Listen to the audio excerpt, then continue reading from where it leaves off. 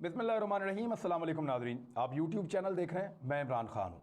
ये कुछ ताज़ा चीज़ें हैं जिसमें एक बड़ी अहम चीज़ ये है कि साबिक जो FIA के सरबराह थे बशीर मेमन साहब, उनके कुछ अहम इंकशाफात सामने आए। इनकी रेपुटेशन बहुत अच्छी थी।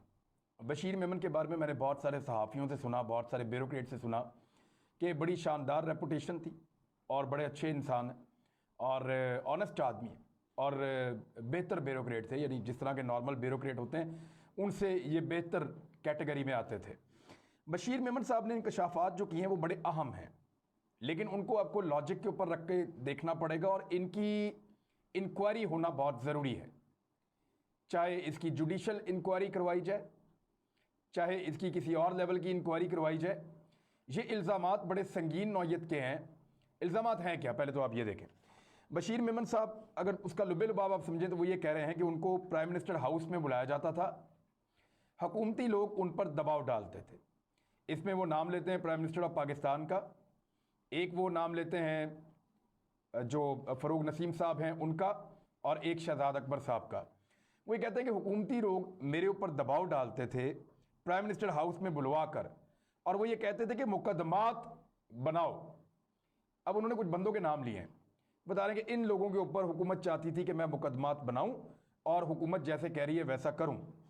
इन्होंने कहा कि मरियम नवाज़ के खिलाफ मुकदमा बनाने के लिए मुझे कहा गया कि नवाज शरीफ के खिलाफ, शहबाज शरीफ के खिलाफ, हमजा शहबाज, ख्वाजा आसिफ, कैप्टन रिटायर्ड सफदर जो मरियम नवाज़ के शौहर हैं, राणा सनाउल्लाह, जावेद लतीफ़, एहसन इकबाल और शाहिद खाकान अब्बासी। ये तो सारी PMLN ही हो गई।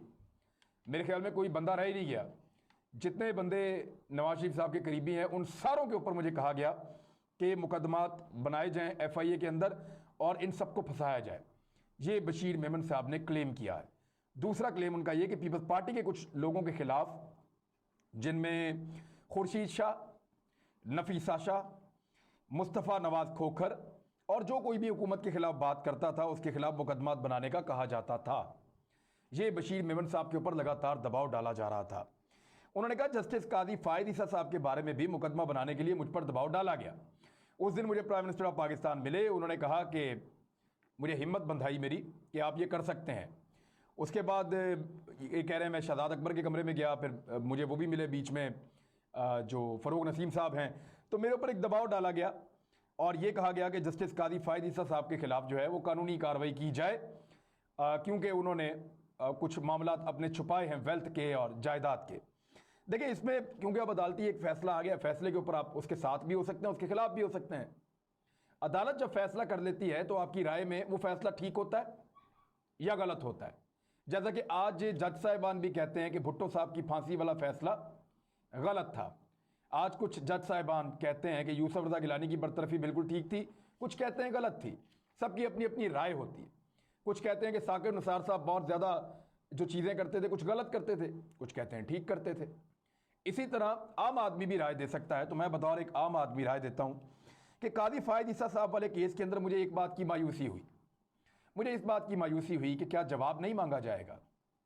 क्या जवाब सिर्फ कमज़ोर लोग देंगे? क्या जवाब सिर्फ सियासतदानों को देना होगा?